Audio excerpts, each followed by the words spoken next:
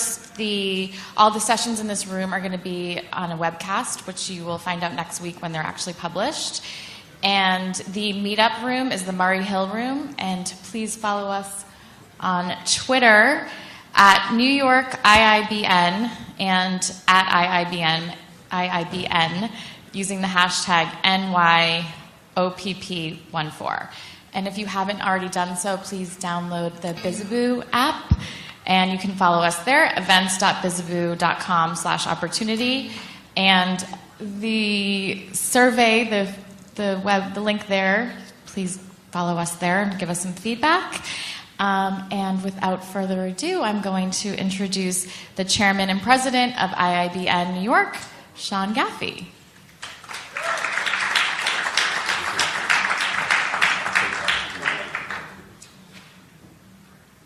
Thank you, Deirdre. And thank you, everybody here. Delighted to be here this morning. It's been loads of work putting this conference together. But before we get started, I wanted to recognize Minister Jimmy Denahan, Consul General Barbara Jones, Deputy Consul General Anna McGillicuddy, and Special Representative Drew O'Brien, and to all the 300 plus delegates that will be in and out of this room today. I want to welcome you, finally, to this conference, the Opportunity Conference, the 4th Annual IIBN Global Conference. Today I'm here to talk to you guys about the power of global networks. We have a truly special program planned, but before we get started, I want to go into get into just the folks that put this together. And if I don't thank these folks that have put everything that you see around here today together, I'd be missing the mark. So first it starts with our planning committee. These folks have put in countless time, countless hours in doing everything that you see around here, and I want to thank them from the bottom of my heart. It's been an honor and a privilege to work with all of these folks that have put this conference together.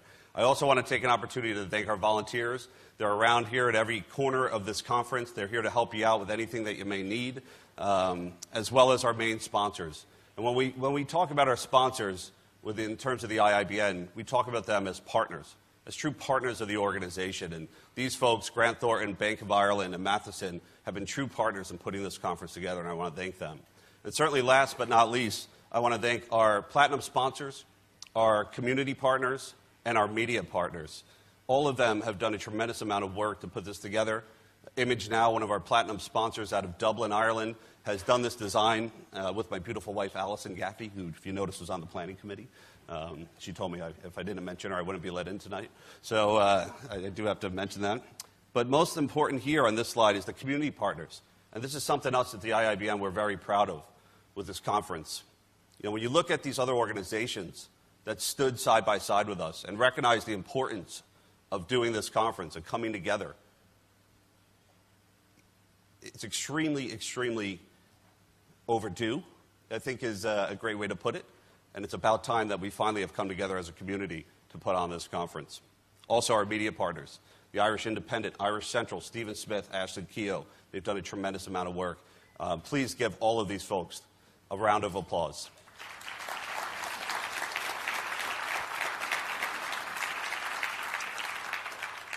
Thank you, thank you. So when I look around the room, and when I walk around the halls here this morning, what I see is a group of Irish entrepreneurs.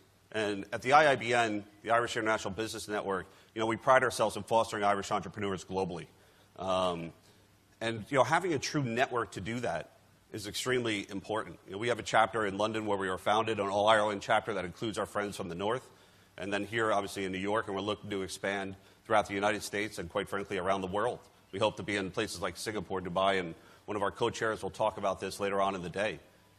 But what I mostly see is people who believe in the message that we need to come together and unite, and by coming together and working closer together, that it creates tremendous opportunities. But, when we talk about the global Irish network, it's really what we're talking about is the Irish diaspora.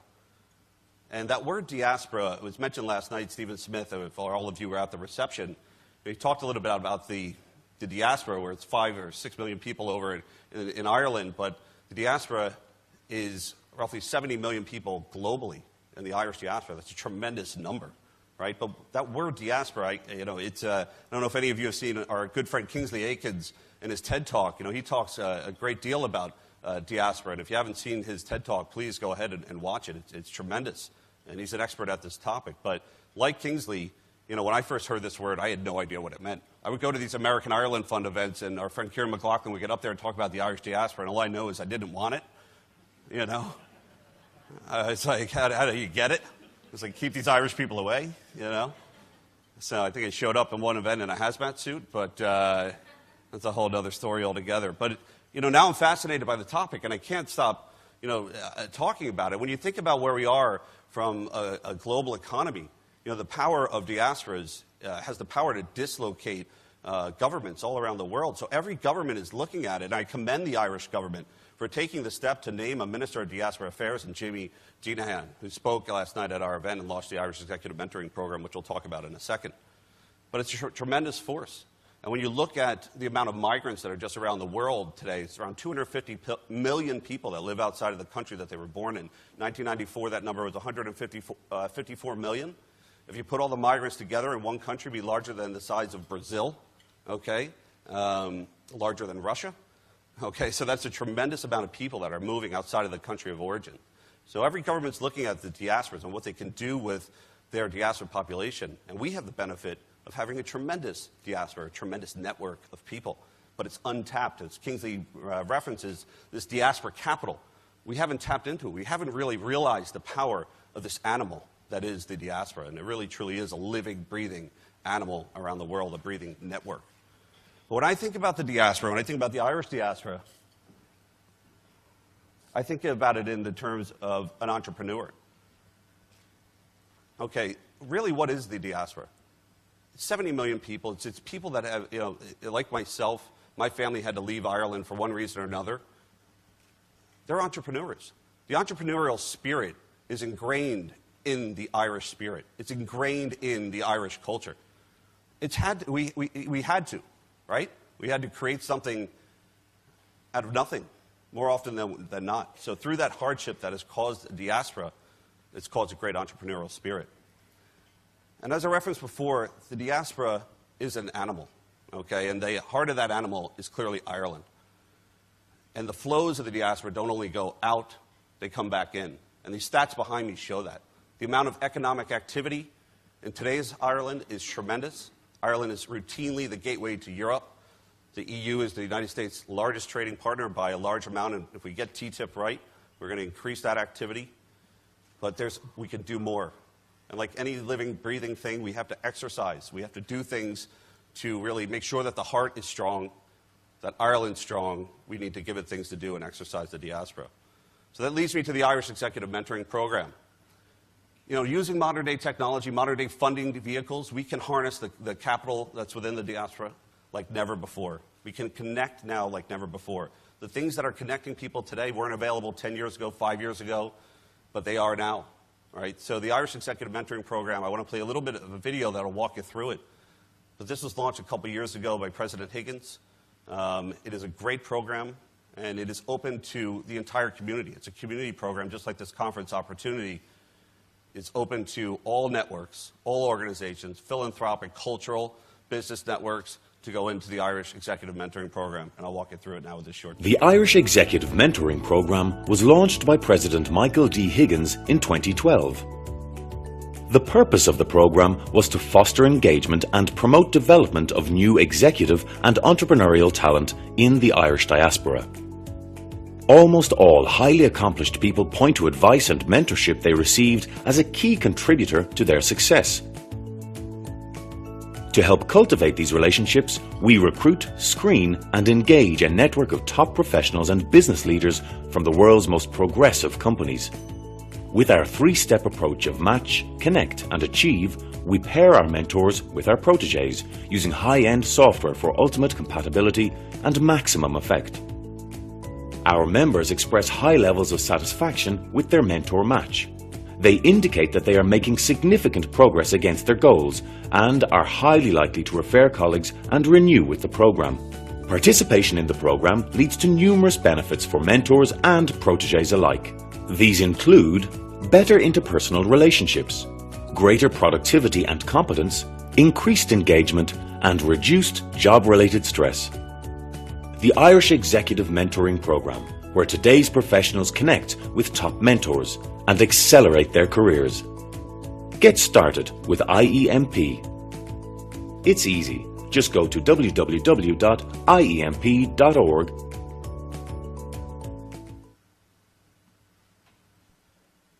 Great. And please, at this time, give Coleman Lydon a round of applause, who has put this together and put a tremendous amount of time and effort in making sure that...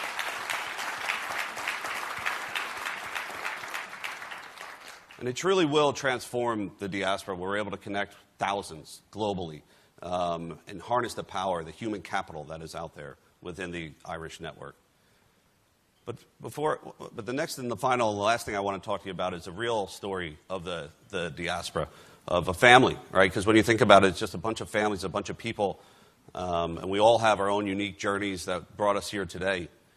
And these two individuals are representatives of that Irish diaspora that we referred to. This individual, his name is Frank Dewan, there with the bell-bottom jeans.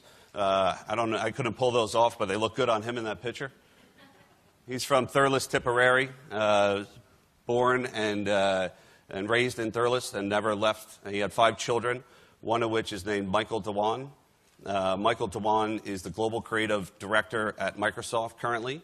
Michael Dewan did immigrate out of Ireland and started working at Microsoft in the 90s when it was a little company. And now he resides in London, as I mentioned, as the Global Creative Director. He was recently at an IIBN event in London by chance. The other individual is the old Michael Dewan, okay, the namesake of the current day Michael Dewan, and it's him that I want to talk to you a little bit about. He did immigrate out of Ireland. He was also obviously born in Thurles, Tipperary. This is Frank Dewan's uncle, and he immigrated to America in 1921, and that's him there. Michael Dewan was born in 1896, May 29th, 1896, many, many years ago. In 1921, he was caught and arrested and interned as he was fighting for the cause of Irish freedom. And what I consider that is fighting for the cause of Irish entrepreneurship. Sentenced to die in a place called Spike Island Prison. Eventually he was released after a truce. And when Civil War broke out in Ireland, he left Ireland at that point because he never got in it for Irish fighting Irish. He believed the Irish culture was a culture that united people, not divided people. He soon went back to Ireland in 1921 and 1929, and on that boat ride he met a woman by the name of Nellie Strap, who also happened to be from Tipperary, a place called Drangan, which nobody has ever heard of. They had struck up a romance, and on the way back, on that boat ride back, they continued that romance and were shortly married when they moved to New York. They had 4 daughters, like our next speaker, who also has 4 daughters, Estelle, Marie, Patricia, and Frances. He was blessed with 16 grandchildren, and he had a great life. And he was an entrepreneur in his own right. He had an auto body shop in the Bronx, where that last picture was taken, right there. Dewan's, New York. He was very proud of where he was. And he knew the power of a network. He certainly did, and his house was kind of the center of that network in the Bronx and supporting people. And that guy that's with him there, that's me. That's me.